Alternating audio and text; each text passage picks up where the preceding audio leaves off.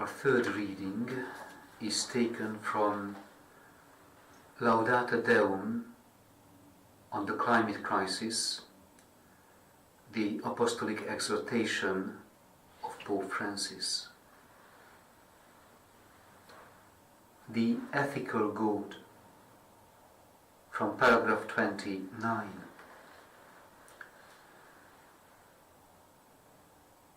The ethical decadence of real power is disguised thanks to marketing and false information, useful tools in the hands of those with greater resources to employ them to shape public opinion. With the help of these means, whenever plans are made to undertake a project involving significant changes in the environment or high levels of contamination, one raises the hopes of the people of that area by speaking of the local progress that it will be able to generate, or of the potential for economic growth, employment, and human promotion that it would mean for their children. Yet, in reality, there does not seem to be any true interest in the future of these people, since they are not clearly told that the project will result in the clearing of their lands, a decline in the quality of their lives, a desolate and less habitable landscape lacking in life, the joy of community and hope for the future, in addition to the global damage that eventually compromises many other people as well. One need but think of the momentary excitement raised by the money received in exchange for the deposit of nuclear waste in certain places. The house that one could have bought with that money had turned into a grave due to the diseases that were then unleashed. And I'm not saying this moved by an overflowing imagination, but on the basis of something we have seen.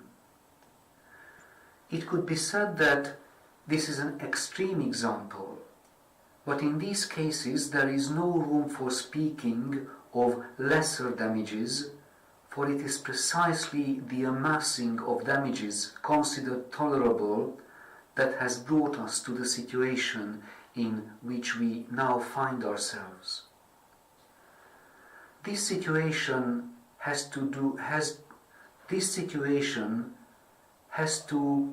not with physics or biology, but also with the economy and the way we conceive it.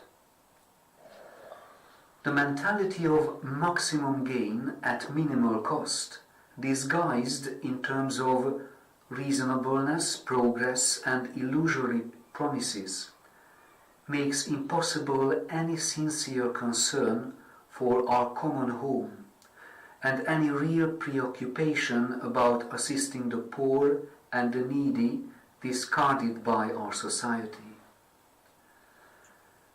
In recent years, we can note that, astounded and excited by the promises of any number of false prophets, the poor themselves at times fall prey to the illusion of a world that is not being built for them.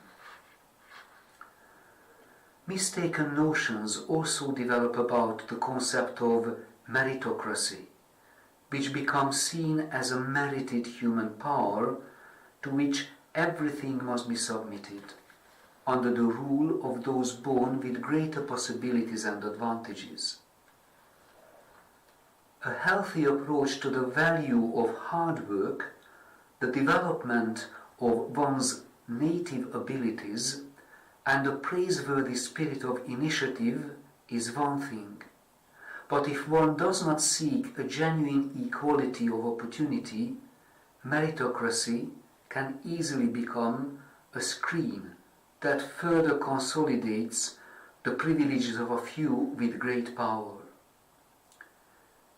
In this perverse logic, Why should they care about the damage done to our common home if they feel securely shielded by the financial resources that they have earned by their abilities and effort?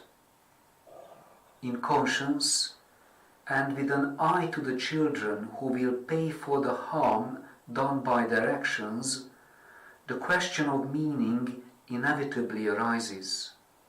What is the meaning of my life? What is the meaning of my time on this earth? And what is the ultimate meaning of all my work and effort? Here ends our third reading.